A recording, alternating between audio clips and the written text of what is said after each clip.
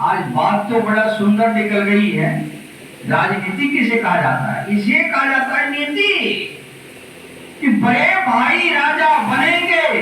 अब मेरे बड़े भाई हैं कहाँ, वो भगवान राम जानते थे, है ना? तो बड़े भाई को राज तिलक होनी चाहिए, और बड़े भाई कहीं हैं और मैं राजा बन जाऊं, ये हमारी सिद्धांत और विधान नहीं करती। बोलिए, आज के दिन यदि सुन लिया कि बड़ा भाई मेरा मर गया, ठीक हुआ, हालात हो गए, क्या ये नीति है? ये नीति है मानव की नीति?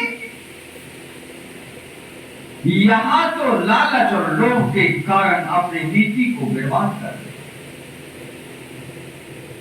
मिट्टी में मिला रहे हैं अपने प्रतिष्ठा को। यही तो सुग्रीव ने किया।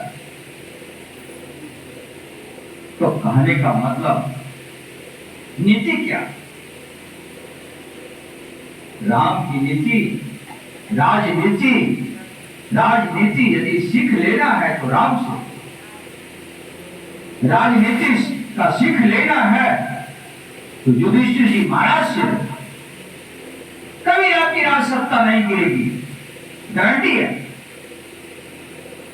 राज सत्ता इसलिए गिरती है, प्रजा को हम खुश नहीं कर सकते, बड़ा मुश्किल है प्रजा को खुश करना, राजा का धर्म होता। कैसे खुश होएगी वह नीति, वही नीति लगाना चाहिए। और वो नीति के साथ जब राजा चलेंगे तो प्रजा राजा पर खुश रहेगी, और आपकी नीति कभी बिगड़ेगी। बोलिए प्रेम से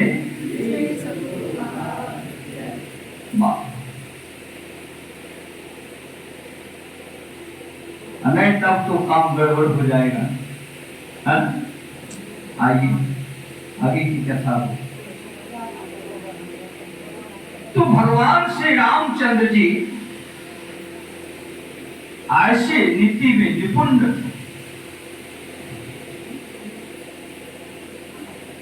राज तिलक होना चाहिए तो बड़े भाई को होना चाहिए, लेकिन बड़े भाई का नीति होनी चाहिए, सुंदर नीति, शुभ नीति।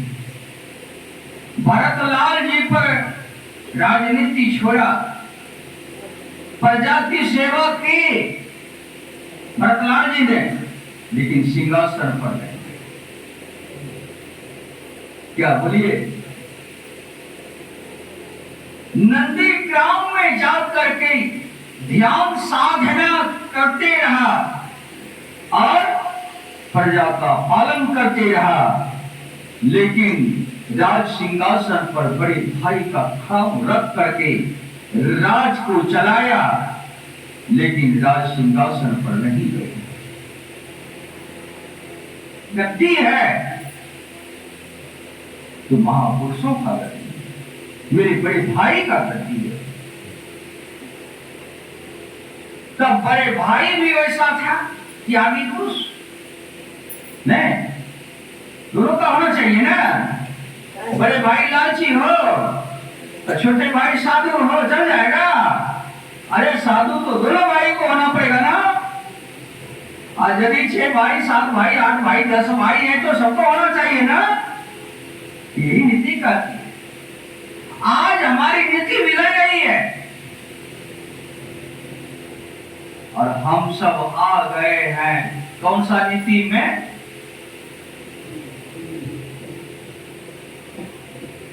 हम सब साधु का नीति मान रहे हैं। साधु का नीति क्या है? साधु का परिभाषा क्या होगा?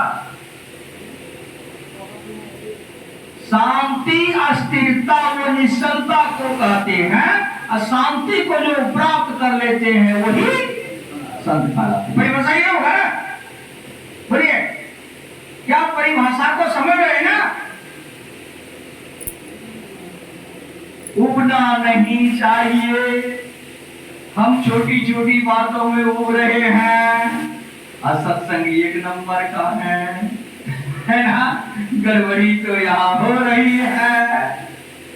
हम भीतर से प्रतिष्ठा चाहते हैं, बड़प्पन चाहते हैं, कर्तव्य हो या नहीं हो, है ना, सेवा का भाव हो नहीं हो, यहाँ पर फील कर रहे हैं। भाई थोड़ा सा नीति को समझना पड़ेगा। ये भी एक नीति है, साधु का नीति। साधु का नीति क्या? साधु का नीति, साधु लोग ध्यान करते थे, भजन करते थे, साधना करते थे। एक चोरवा चले गए बचने की ख्याल से। जब पुलिस ने उसे पूरा कस के तो चोरवा चले गए साधु की जेल। मैं उस साधु का सेवक हूं, महाराज हमको भी रखिए, हम आप लोगों का सेवा करूंगा। ठीक है बेटा, राजा गए। लेकिन था चोरवा। चोरवा क्या करता है, उनका तो जब तक चोरी नहीं तो नींद नहीं आती थी। अब रात्रि में नींद नहीं आती, क्या करेंगे? तो चलो चोरी से गए तो गए तुम्बा फेरी करेंगे। तो बाबा सबका जो तुम्बा था ना, इस बाबा का तुम्बा इस बाबा के पास, इस बाबा का तुम्बा उस बाबा के पास, वो सब बाबा सो जाते थे और रात्रि में सबका तुम्बा बदल देता था। और जब उठते थे मैं हमारी तुम्बा आप ले लिए, आप ले लिए, आप ले लिए, अब टोकरी टोकरी चले लगा साधु साधु में। चोरवा भीतर से खिलखिला सुतार दिए ना, कम से कम चोरी से गए तो गए कि तुम्बा फेरी में बड़ा आनंद आ रही है। तो सोचा सब संत महात्मा ने, आखिर तुम्बा फेरी करता है किसने? पता लगाना पड़ेगा। पहले से तो तुम्बा फेरी नहीं होती थी, ये लड़का आया है और तुम्बा फेरी शुरू है। सब साधु जग करके अंठा करके सोए हुए थे और तुम्बा फेरी शुरू कर दिया। तुम्बा फेरी करते करते जब सब साधु का तुम्बा फेरी हो गया तब सबने चुटियाओ इसको लगा पोखरी, लगा पोखरी, लगा पोखरी, लगा पोखरी, मारते मारते मारते भगाइए दिया चोरवा को। चोरवा कहीं स्थान रहता क्या? कहीं स्थान नहीं रहेगी बेमान का चोरवा का। इसलिए ये सब काम वर्जित किए हैं गुरु महाराज ने। आइए, एक राजा था, सुखसागर में कथा है। एक राजा था जिसका नाम था राजा बैन। राजा बैन, राजा बैन की जो पिताजी थे उनका नाम था राजा अंग, जो हम सब अंग देश भी कहते हैं ना, अंग देश। ये राजा थे जिसका नाम था राजा अंग। और राजा अंग ने बहुत सुंदर नीति के साथ प्रजा की सेवा की, जीवन भर प्रजा की सेवा। अंतिम में क्या होता है, जब राजा वेन जवान हो गए, एक ही पुत्र था, कहा पुत्र अब ये राज तिलक तुमको करना चाहता हूं, और जिस तरह से मैंने इस राज की प्रजा को पुत्र के जैसा मैंने सेवा किया। राजा एक पिता के तुल्य होते हैं, ध्यान देना, और प्रजा पुत्र के तुल्य। तो राजा का धर्म होता है कि हम गार्जियन हैं तो गार्जियन की तरह प्रजा। कहा पुत्र मैंने जीवन में प्रजा की सेवा की, जिस प्रजा की ऊपर कर नहीं दे सका, कर का बोझ उनके ऊपर चढ़ जाता था, मैंने उसके ऊपर से कर माफी कर देता, प्रजा को खुशी कर देता। जो हमारी प्रजा है वो नहीं दे पाए, ये राजा का था। तो जब तक वो राज तिलक नहीं किया था तब तक तो वो सिर्फ चुपचाप सुन रहा। राजा ने राजनीति की बातें सुना, समझा करके राज तिलक कर दिया। राजमंत्री को उठा करके राजा बन की राज सिंहासन पर बैठते बैठते सिपाही से आदेश करते हैं, है सिपाहियों, है मंत्रियों, हाँ सरकार, जाओ प्रजा के यहां से सारी कर तहसील करके ले आओ, और कर कम नहीं होना चाहिए।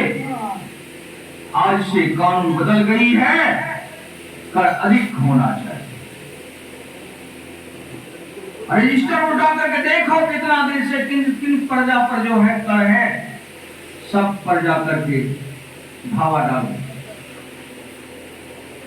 बस प्रजा को चटियाते फटियाते खींचते फिरते घर उजाड़ करके ये उजाड़ करके सब जमा करो जमा करो जमा। कहां ऑफर भी नहीं, इतना धन नहीं हुआ है, प्रजा प्रशासन करो, सारी प्रजा का धन जितना है सब राजकोष में। प्रजा के जीवन की कोलाहल हाय हाय। हमारे बूढ़े राजा अंग थे, आज तक ऐसा नहीं हुआ था। प्रजा, सारी प्रजा सुखी जीवन जी रही थी, कि आज राजा बहन प्रजा को इतना त्रस्त किया, प्रजा को इतना दुखी बनाया। सारी प्रजा दौड़ी दौड़ी भागती गई राजा अंग के पास। कहा, महाराज कल्याण करिए, महाराज कल्याण करिए। राजा बैठ से जा करके कहने लगे, राजा अंग ने, पुत्र ऐसा अन्याय मत करो, ऐसे बारी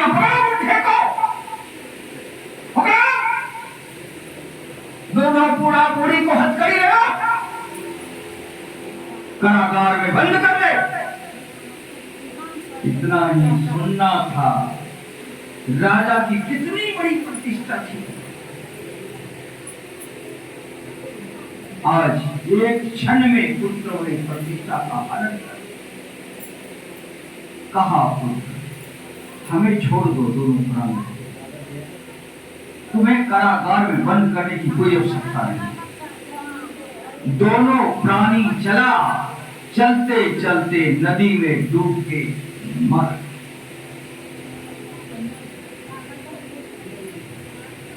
गए।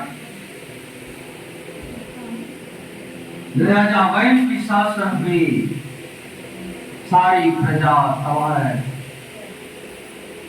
तबाही हो गई। त्राहिमाम साधु महात्मा पर वेद डाल दिया है, हमारे आदेश बिना कोई भी ध्यान भजन सत्संग नहीं कर सकते। पापी राजा, हत्याधारी राजा क्या।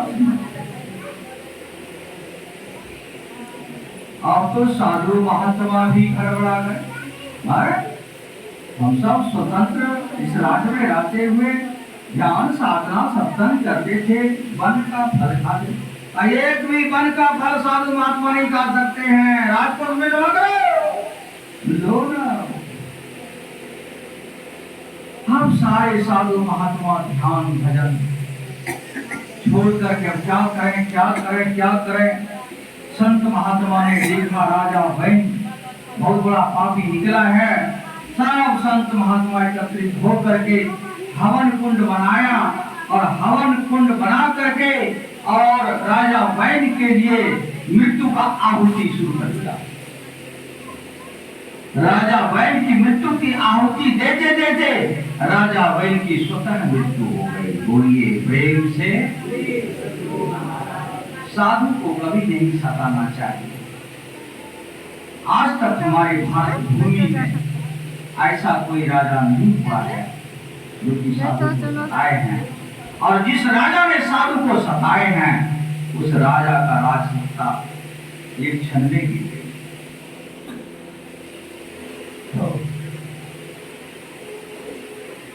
राजा वैन की मृत्यु हो गई।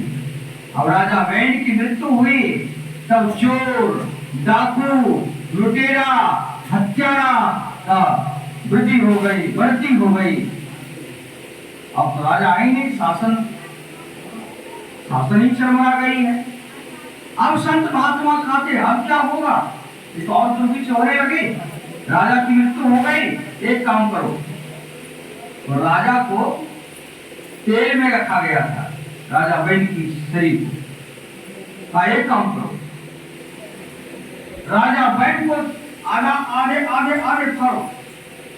राजा वैन की शरीर को आधा फाड़ दिया, बाया अंग को मथानी से मथा, तो नाटा ऐसा काला पलोटा कोल भील के जैसा वो उस मंत्र के द्वारा, हवन के द्वारा निकला। सही राजा लाइक, चलो इसको कोल भील का राजा बना, तो कोल भील का राजा बना दिया। दाहिना अंग को मथानी से मथा गया, धरती की एक कटोरा बना करके, तब उससे एक राजा निकला जिसका नाम हुआ राजा पृथु। तो राजा पृथु बड़ा सुंदर राजा निकला, धर्मात्मा राजा निकला, ताकि धर्मात्मा संत महात्मा ने उसे मंत्र के द्वारा आह्वान करके जो है उसको जन्म दिया था। अब पृथ्वी का जो मथाने बराबर पृथ्वी में जो मथा गया था, इसलिए उसका नाम रखा राजा पृथु। बहुत बड़ा धर्मात्मा, संत महात्मा की सेवा करने वाला, सत्संग की वचनों को सुनने वाला, जो राजा पृथु ने 10,000 कान ब्रह्मा जी से तपस्या करके मांगा था कि हमारे भागवत सत्संग कथा सुनने में हमारी मन अघाता नहीं है दोनों कानों से, इसलिए हमें वैसा कान चाहिए महाराज, 10,000 कान हमको चाहिए, 10,000 कानों से हम संत महात्मा का सत्संग प्रवचन सुनेंगे। ब्रह्मा जी ने कहा तथास्तु, 10,000 कान दिया। तो 10,000 कान लेकर के जब भागवत कथा में बैठ गए राजा पृथु, तो पर भी मन नहीं लगाया। इतने बड़े धर्मात्मा राजा हुआ।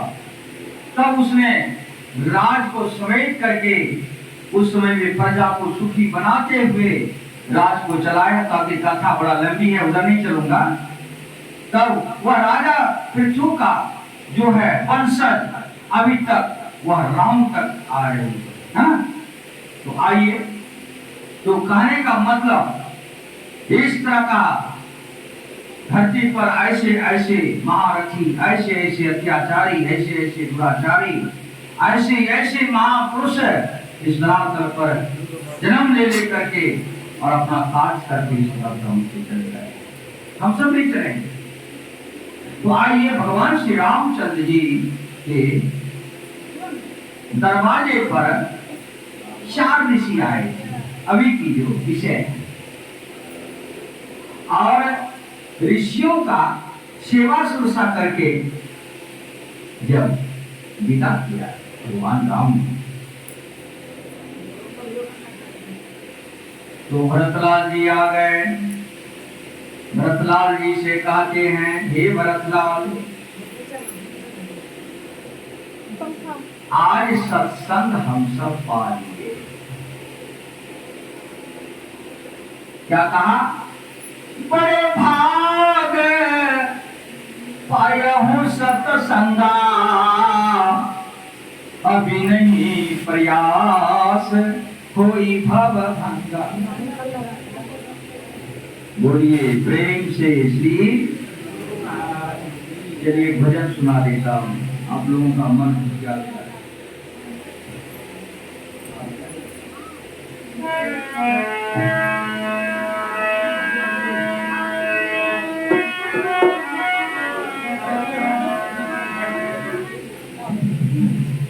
कर्ण गोपाल तुलसी माता आपके साथ में आ जाए देखो जगन्नाथ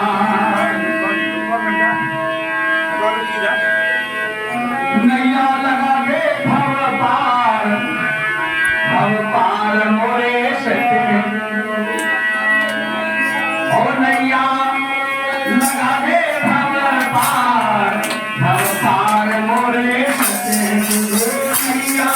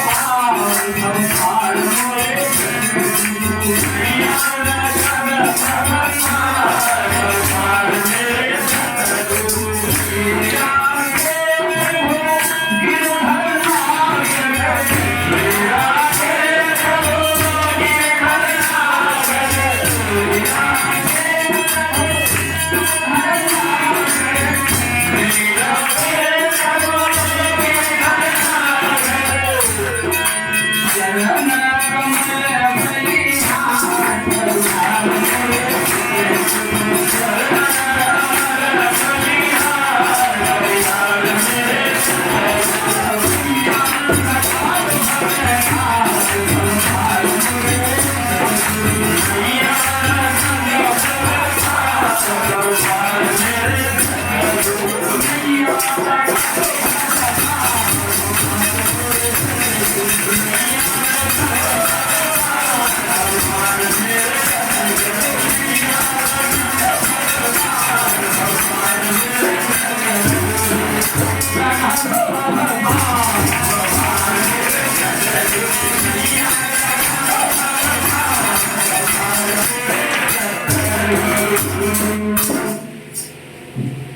महाराज की जय।